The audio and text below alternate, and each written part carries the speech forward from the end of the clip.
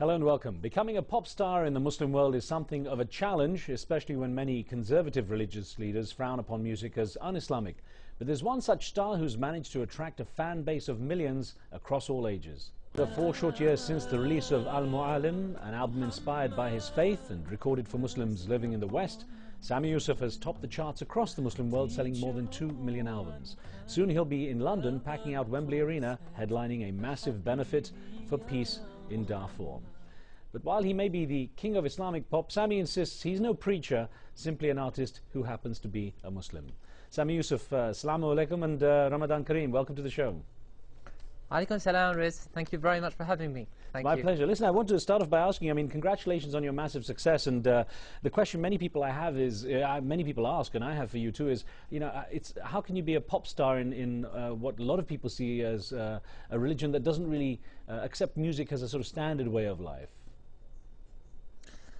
Well, historically, it's the issue of music being part of Islamic heritage. It's proven and it's very rich and it's there. It's been around since. Music is an international language.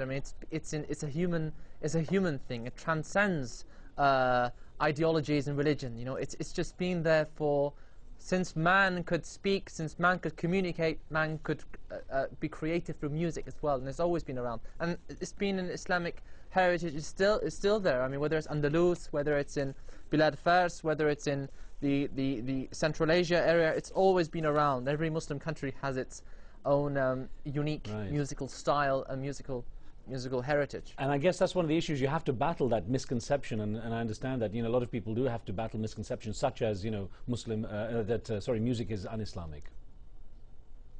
Yeah, to be honest, Riz, the amount of people who have been negative about the whole music issue, and amongst Muslims, I'm talking about Muslims, it's been minimal.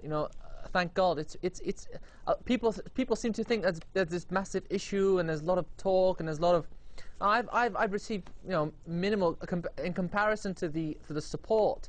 It's been quite minimal, and thank God for that. It's been a really great experience performing in different Muslim countries, performing for Muslims, performing for non-Muslims, just being creative artistically and doing what I think I can do well, I hope. Just doing what I can, and it's a great experience. I'm glad we did get that out of the way, because we had a huge number of emails that came in when we said you were coming on the show, and they're all praising you, and I want to read a couple of them in a row for you before we get into commenting on them. Okay. Now, there's 3 of these here. Quickly, I'll get through them. Meher in Pakistan says, Sami Yusuf is absolutely phenomenal. I've become a better person thanks to his songs. He's doing so much to spread the true message of Islam. May God reward him. And then Al-Quraysh in London, in the UK, says, please keep up the great work. You've been blessed by Allah. And Fatima in Oran, Algeria, says, we love you and wish you all the best for more albums, inshallah. Now, I wonder, when you have this kind of, and there was a lot more of these, by the way, how you stop it getting to your head and stop, developing an ego and staying grounded. It's not easy, Riz. Really, it's not. To be honest, you have to see the whole fame thing as an illusion. It's not real. You can't accept it as something real, because if you accept it as real, then it'll get to you. It will get to you. It doesn't matter who you are. Historically, it's a human thing. It's a human phenomenon. It can get to even ulama. It can get to scholars. Scholars getting big-headed. It can happen. It has happened in history, and it doesn't matter who you are. At the end of the day, if you don't accept that it's just an illusion and it's not real, and you just have to take it with a pinch of salt, then it can get to you. It's not easy. I have some really good friends around me, and at the end of the day, I don't want to be a rock star. I don't want to be a pop star. I don't want to be any of these things. I just want to make good music, and I just want to do what I think I can do, what I feel I'm confident in doing, and that's music. And alhamdulillah, thank God, it's just been a really amazing experience. Fantastic. Well, one thing I do want to put you, we didn't get many of these. One email the guy was a little bit upset. Salim in the United Kingdom says, I don't think Sami Yusuf is an inspiration, and I don't think he's doing Islam any favors. For a start, you get all the young girls with hijab screaming, which is un-Islamic, and he encourages all this. Now, I wonder, actually, do you ever find yourself in a position where you have to comment on the behavior of fans if you feel that they are going a bit over the top, that they perhaps are making too much of it? I don't know. It's a human beings you know, there's a hadith, the very famous hadith, that God is beautiful and He loves beauty. And if you like something, you want to express your joy. You know, you want to express yourself, and it's just a normal thing. I mean, it's a normal thing to express yourself. Now, whether some people overdo that, they go a bit overboard. I mean, I'm not the police. You know, I can't go around telling people what to do and what not to do. I don't know how I encourage these kinds of things. I just perform. If you see me on stage, you know, I don't dance. You know, not because I'm a Muslim or I'm particularly religious. It's not me. You know, it's just not me. It's never been me. I'm not the kind of person. I'm not Justin Timberlake. You know, I'm not going to go on and you know what I mean, and start dancing on. I'm me. I do my.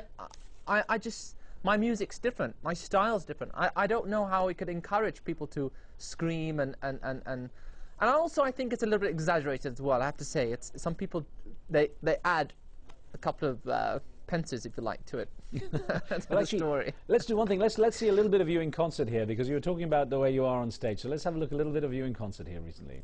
You were a little bit in concert, and I have to put a couple of questions to you. I was going to point out, by the way, the beard is a little bit Justin Timberlake, but the moves, obviously, you're not doing the craziest Justin Timberlake stuff.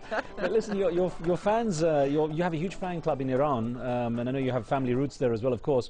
And one of these, in the first part of this question has been touched on already, but we'll go through this. It's from the Sami Yusuf fan club in Iran. It says, you've said in the past that you follow clerics who believe music is halal in Islam. Who are they? And then the second part, which is, you can answer that as well, but the second part is you've condemned violence committed in the name of Islam, such as Beslan and London. What do you think about the destruction of Shia shrines in Iraq? Little political, but just if you're inclined to offer a view. Well, regarding the issue of scholars, you know, accepting music, of course, under guideline, under certain rules, if you like, or principles. There have been many, whether it's Ibn Sina, classical scholars like Ibn Sina, like Ibn Hazm. Lots of ulama, lots of scholars. It's not really I'm not a scholar. I wouldn't know these lots and lots of names. But even present day scholars, we have like Sheikh Abdullah bin Bayya, Sheikh Ali Juma, Sheikh Puti, Sheikh Qaradawi. There's a lot of scholars who don't have an issue with music itself. It's not an issue of music. You see, it's the environment that's brought about or that's created through music, because. The golden rule as a Muslim, most Muslims know this, the golden rule is that everything is permissible unless stated otherwise. So the norm is that everything's permissible, not that everything is not permissible. This is the problem that some Muslims have. They think everything is not allowed, everything is haram, unless some things, you know, are stated that otherwise. And it's the opposite. So. In terms of politics, though, Sami, I mean, you've condemned violence. Do you ever, you know, when it comes to sort of sectarian stuff, do you ever comment on that? Absolutely, doesn't make a difference to me. It doesn't differ whether it's Sunni Muslims, terrorizing Shia or Shia terrorizing. It doesn't make a difference. Violence is violence. It doesn't matter for me. A life is a life. It really doesn't matter. Now let's touch on it's wrong. I condemn both. That's good, and I have to say, you know, I want to touch a little bit on your family life, your background, because you had a huge musical influence from your parents. You studied music from a very early age. You're studying at the Royal Academy of Music in London, and you know, top scholars from there as well. How much has that influenced your style? My musical styles are very diverse, and my influences are very diverse. I mean, my music.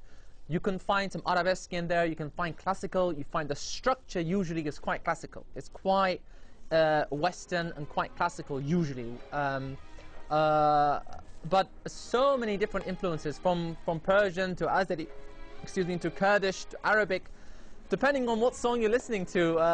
Like this one, for example, it's quite Persian, it's quite arabesque. But I have other songs that are very, very much Western. That's just me. I'm a very, very versatile and, if you like, a very strange creature. I want to change. I want to do different things. I want to try out different styles. And I'm a bit volatile in that sense. I can't stay in one place. You know, we had an email, Sami. A bit impulsive. Sorry, I was going to say we had an email from Harfia in London, in the UK, who says, Sami Yusuf manages to blend Arab singing styles, Islamic words and Western popular music. He's setting new standards for nasheed singing, and maybe his work will go mainstream and set a new trend. Only God knows. Now, in following up from that, I would argue that you are mainstream, but what you have done is expressed an interest in being on MTV as such. Now, do you feel there is a need for sort of validation in the West through a brand like MTV? I mean, what I really meant by saying, you know, MTV or any of these big music channels or awards that are given out, what I mean is at the end of the day, I don't see myself as a nasheed singer. I don't see myself as a Christian, a Muslim, or Jewish artist. I see myself as an artist, and I can see myself. I can see things in myself other people can't. Because when you release an album, you kind of profile yourself. You know, Al-Muallim, fortunately or unfortunately, depending on how you want to look at it, kind of profiled me as a Islamic religious singer, which is fine. That's fine.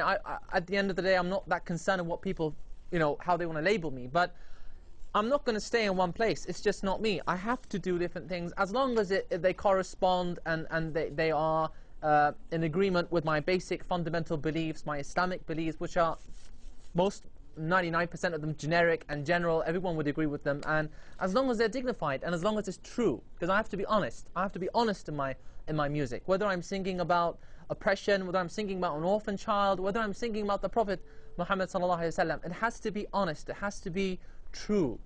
We have a call on the line. And as long as yeah. Sorry, Sami. We have a call on the line from London. We got a bit of satellite delay there. Shida's on the line. Shida, what would you like to ask? Oh, hello. Assalamu alaikum, brother. Wa alaikum salam. It's very nice meeting to you. This is actually quite a surprise for me. I'm speaking to you. It's really honor for me as well. I'm a very good fan of you. Not only me. The huge. I'm actually Pakistani, and a large number of Pakistani are your fan. I just want to ask you something.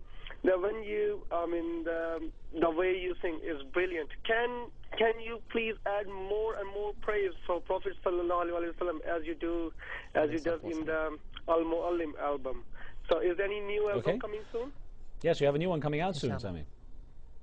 Yes, I've got a new album coming out. I also have a new single coming out, which, well, it's been released in the Arab world. I think it's been released in Turkey and here, I think, too. It's like Asma'ullah, again, very spiritual, as the gentleman was referring to.